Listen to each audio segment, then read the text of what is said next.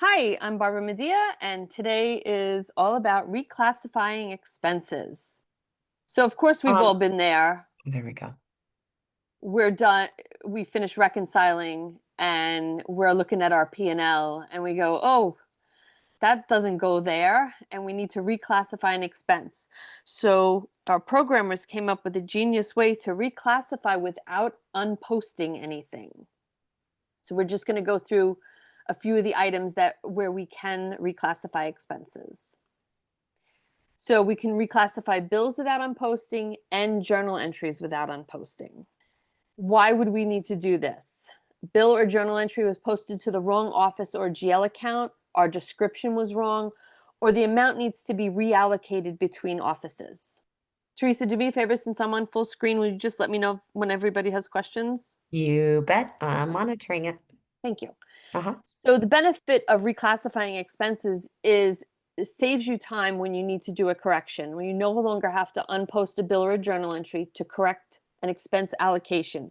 You don't have to unreconcile, unpost, repost, try to re-reconcile. It's nice, seamless, easy, and fast.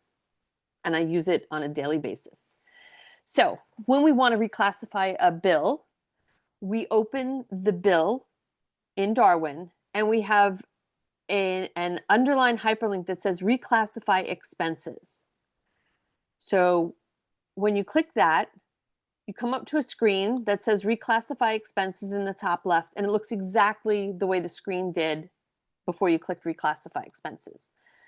Once here, you can change offices, you can change GL accounts, descriptions, and dollar amounts. You can add rows and delete rows as long as your total equals the original total up top, because you can't reclassify for a different amount that was already on the books, okay?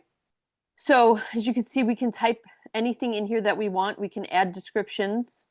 And when we get done, we just click the save button and takes us back. It will take us back to the voucher. And now your descriptions have changed. GL accounts have changed. If you changed your offices, you'll see it here. I've got a question. Yes, ma'am? Yeah. Do you need to run the rep cubes for the reclassify to show on reports? Yes. Yes. Can I jump in Okay. with a qualifier on that? Oh, sure. We are testing now and almost done with a modification to rep cubes when it comes to financial statements anywhere for the balance sheet and the P&L, that within 5 minutes of making an accounting change anywhere in the software, it will rep cube update itself without you doing anything. That'll be so beneficial, Mark. Yeah, So- Lucha's going crazy on finishing it up. So, Mark, you had a question in here. We showed reclassifying bills and journal entries. What if you make a mistake on an invoice? Can you reclassify an invoice? What about a handwritten check or a deposit? That was. Deposits, we cannot at this moment. I'd like you to double check that if you have a deposit that's not of undeposited items, but just a deposit of a missed item, Mm-hmm. I think you can reclassify that. Okay, deposit. Okay. Search. I'm gonna test it out. You're going to test it out? Okay, I'll wait for you, Teresa. Okay. No, keep going. We'll come back to it. Okay, so here's your updated bill with your changes. So we reclassified a bill without unposting, even though the bill was paid and the payment was reconciled on the bank reconciliation. The only time you cannot reclassify a bill is if the accounting period that the bill was in has been locked. Now we're going to do reclassifying a journal entry. So when you need to reclassify a journal entry, you're going to call up the journal entry, going to Ledger and Journal. Once you have your journal entry on the screen, we have the same hyperlink to reclassify expenses that you're going to click on. And you can change your dollar amounts, descriptions, GL accounts, and offices, just like we did with the bill, as long as your debits and credits remain the same. Mark, can you see if we have any other questions? I'm on full screen here. Yes, there's a question that came in. Sylvie asked, can you classify something on a previous month where the month has already been closed?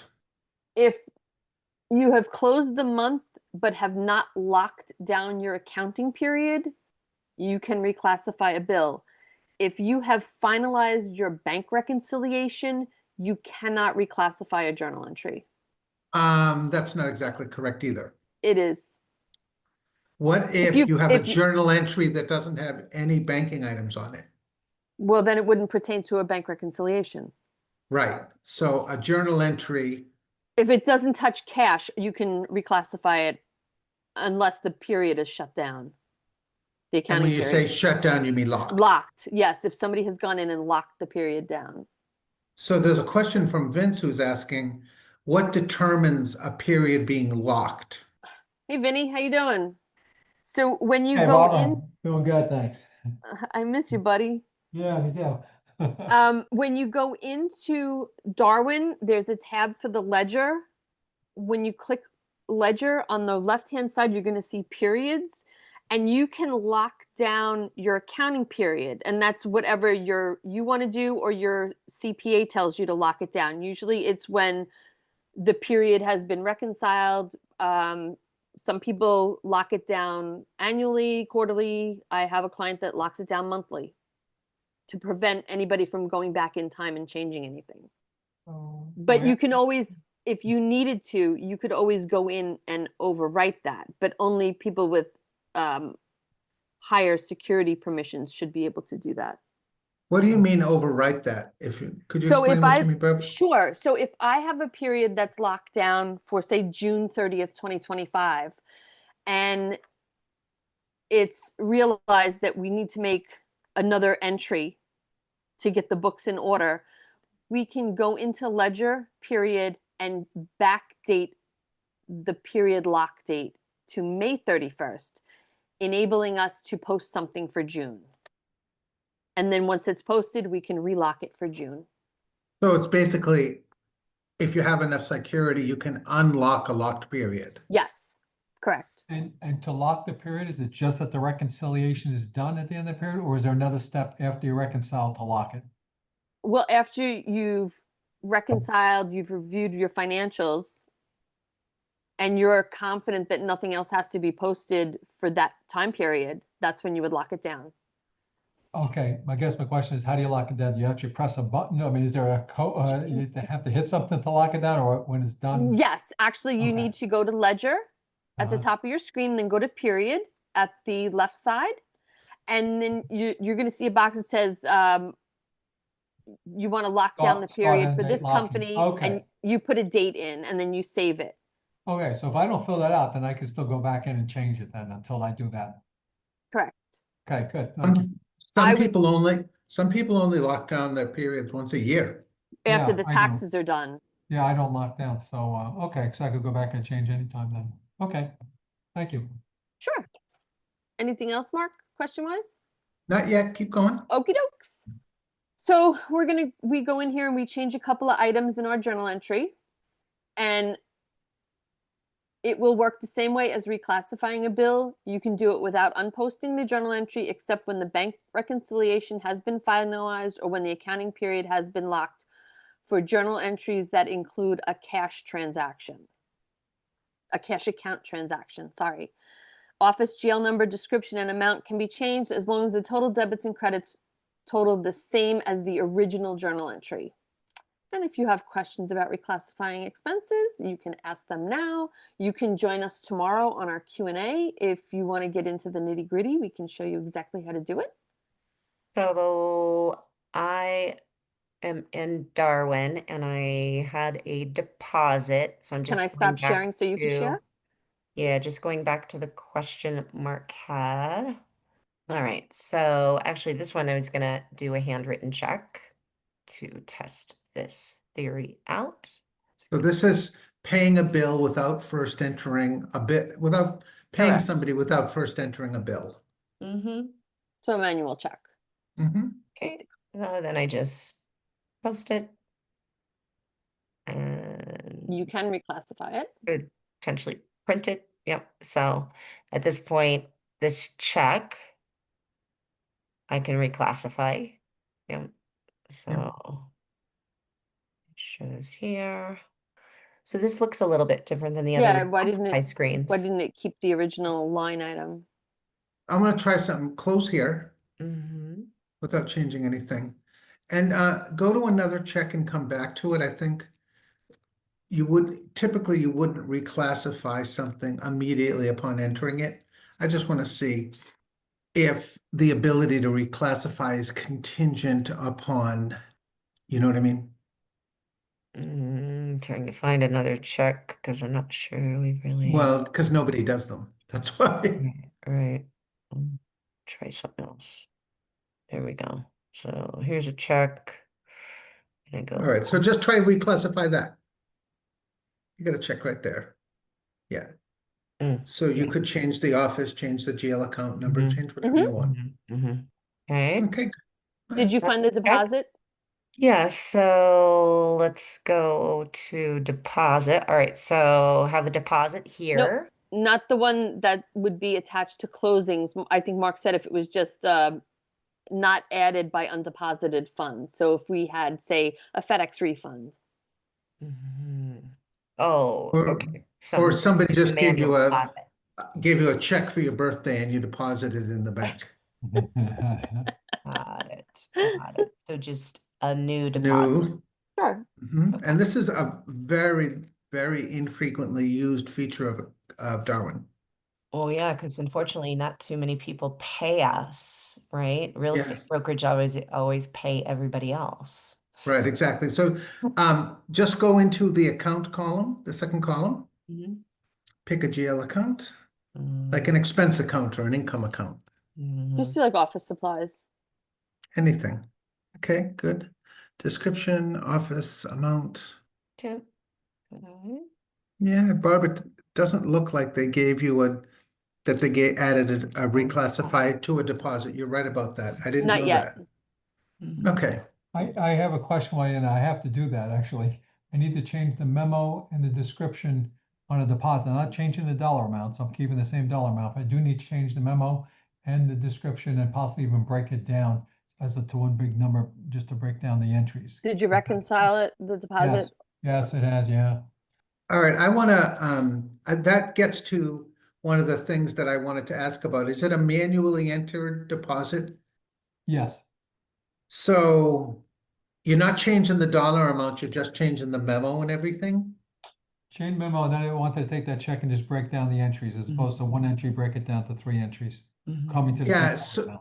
Yeah. right, so let's say, I was gonna ask you the same question about, Barbara, about a journal entry or something that's in a locked period.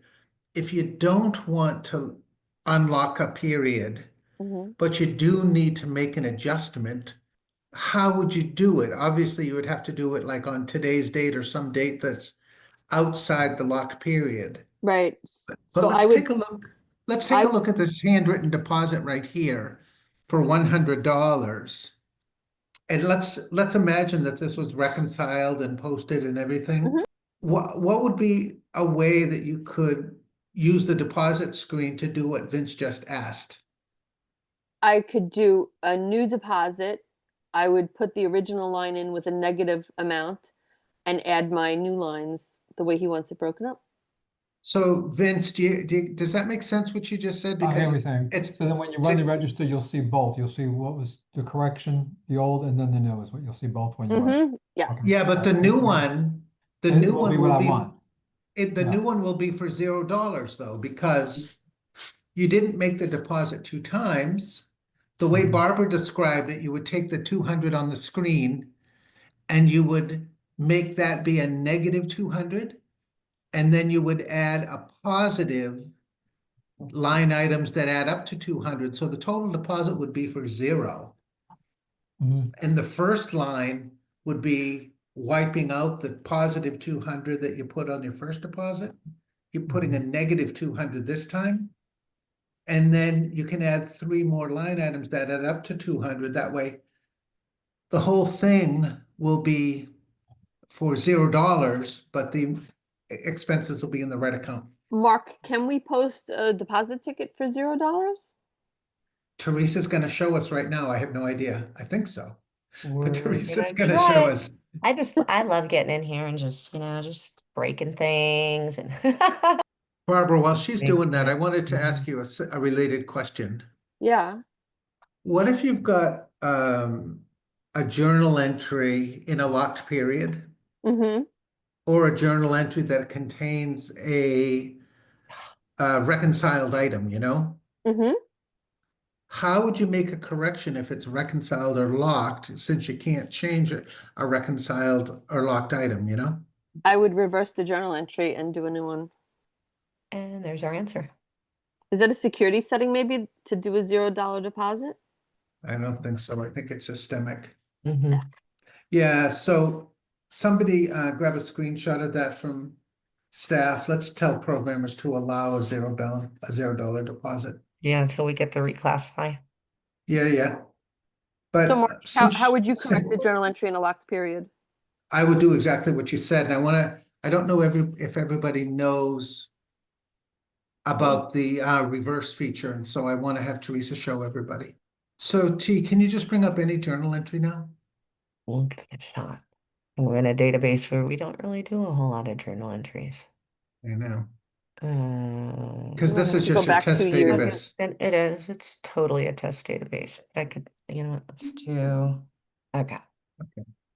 So if you need to undo a journal entry, one simple way to do it is just up top there, hit the reverse button, and it just makes a posting that's the opposite. And you can post it, and sets it back like it never happened. But so go ahead and post that. But Barbara, what I was thinking, you said you could do a reversal, but if you wanted to do a correction, you could also just duplicate this and just change some of the items, but not all of the items. Right. That's another way you could do it Mhm. too. So if you have a big journal entry, let's say for payroll or something, and you need to duplicate it because this one's payroll is the same as last one's payroll, just hit the duplicate button Mm-hmm. and you get a new entry with all the same entries. Oh, Donna Phipps is asking a great question. Can you go to a bill, Teresa, and bring up any posted bill? Donna Phipps has this great collection. Will Darwin ever adjust? Will Darwin ever adjust the reclassify to allow you to update the description or division in a locked period? That's a really interesting question because it's completely non-financial. So it has no impact on the financials. But if something wasn't classified as a divisional expense, or you want to change the description, doesn't hurt nothing. It's just text and grouping. Doesn't change the financials in any way. That's an interesting idea. T, I So don't if you think we go, have any locked periods in here to test it. no, it doesn't matter. But if you go to Okay. click on reclassify, Mm-hmm. if it isn't a locked period, you can't change nothing. But in this one, if you changed the description, it wouldn't change the financials. And if you scroll all the way over to the right, there is a division thing. That would only change the divisional P&L if you were running one. Mhm. Yeah, but nobody does, for instance, tax returns or tax filings or No, with anything with divisions. division over. No. It's just more for internal analysis. So Mm-hmm. that seems like a simple and worthwhile option to, no matter what the circumstance is, locked, not locked, reconciled, not reconciled, you should always be allowed to change the description and division. Mark, there's one other thing I'd love to have added to that is Hmm. to be able to add the invoice number. But that's a header record item. Yeah, Oh, and we can't do that? well, I suppose we could, but it's not an easy programming project. Okay. All we're doing with the reclassify is changing the detailed line items, Mm-hmm. because it's the detailed line items that flow to the financials, right? Right. Yeah. So your suggestion is a good one. But Well- actually, you know what? Now that I think about that, Barbara, can I just mention something? If you look here Mm-hmm. at the invoice or the PO number or the memo field up top, no, or the pay method Mhm.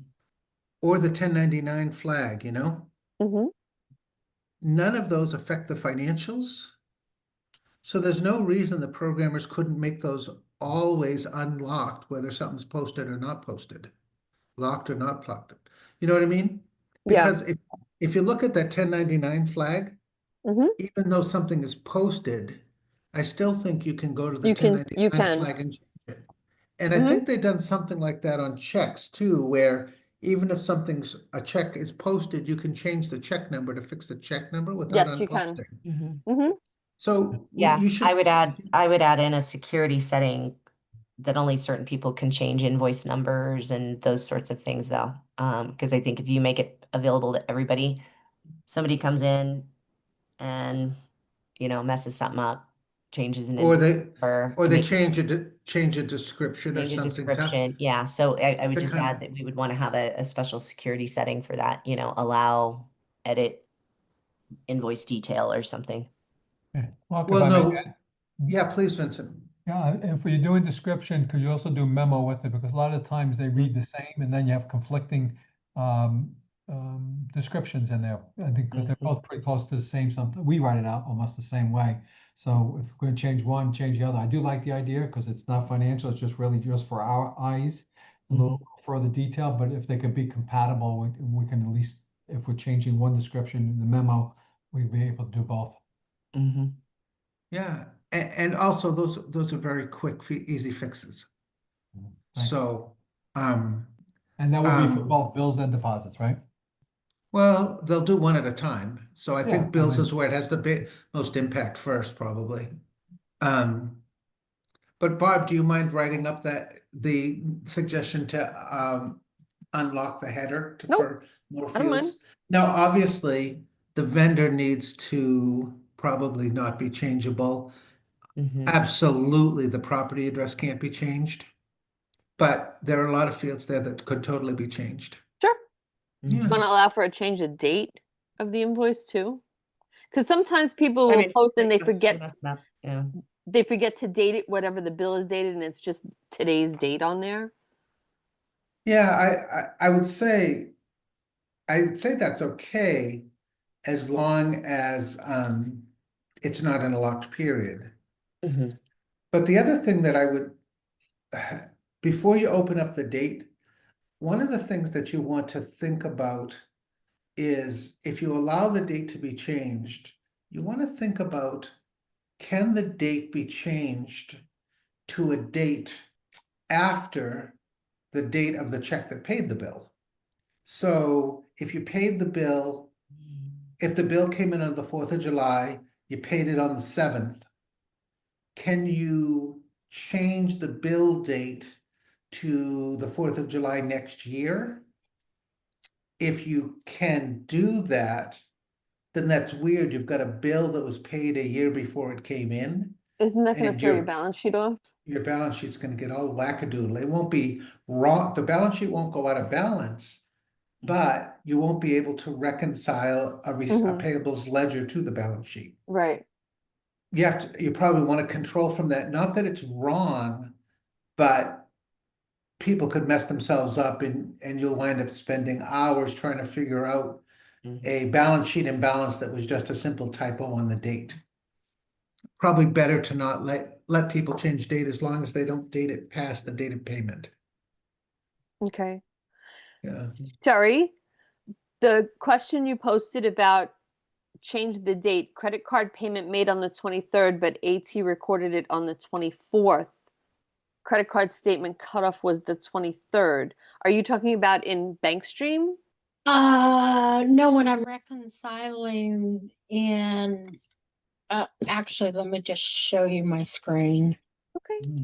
There we go. Are you guys able to see it? Uh-huh.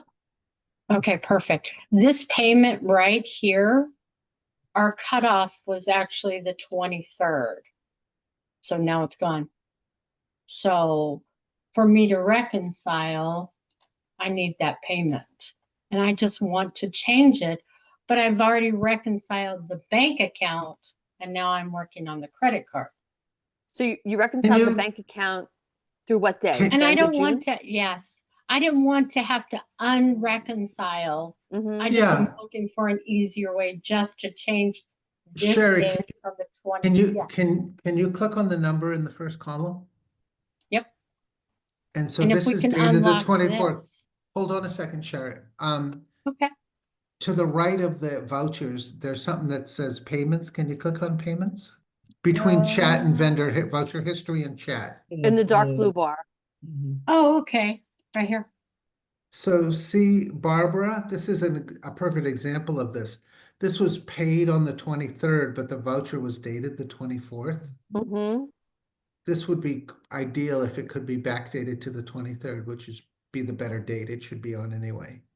Because it doesn't go past the payment date. Right. If she wanted to take this, July 4th, that would be a problem, but backdating it to June 23rd, that would be ideal. So can we make that, can we tell the programmers that they can never change the bill date to be after the payment date? Yeah, after the first payment date or the lowest payment date. Okay, Because sometimes a bill is paid in multiple payments. right. Yeah, but other than that, if they want to change it to a date equal to or before the payment date, that should be allowed. It'd be great. You Okay, could do it without unposting it. It help a lot of people without breaking the accounting. okay. Sherry, thanks for Okay. that question. That's a great one. Well, do You we guys have, are amazing. how do- Thank how do- you. well, is she gonna have, how can she? Oh, Is she just oh gonna no, for change the date this, on the no, rec? she's completely out of luck on this one. That's nothing to do. I was like, I was like, oh, great news, but I'm sorry, Sherry. Yeah. Thanks, Mark. No, she's completely out of luck, but it's a great idea so that next time it happens, we'll be able to. Yeah, but yeah, that's a great idea. Barbara, I'm sorry, and Teresa, I'll let you guys go back to any other No, questions. there are. we're I think done. I don't think there's that any was other it questions. for questions that I saw in the chat. So really good questions, though. Yeah. Excellent. And some great ideas come out of that about simple things to do to make Yeah. the system easier for folks to navigate. Yes. All right, cool beans. Well, Barb, what time is your tutorial on Reclassify tomorrow? Huh? 2 o'clock You're- Eastern. The Q&A. Okay. I guess it's 2 o'clock tomorrow. Okay, Yeah, Great. that's no problem. all right, great. All right. So Thanks. excellent. Thanks, everybody who Barb. wants, anybody who wants to join us tomorrow, we'll answer all your questions about reclassifying. We'll help you out if you need help. And whatever else, we'll have a good time. All right. Thanks, Barb. Thanks, everyone. Thanks, Thanks, everybody. Barbara. Have a good Thank day. you. Thanks, Mark. you. Thanks, T. Bye.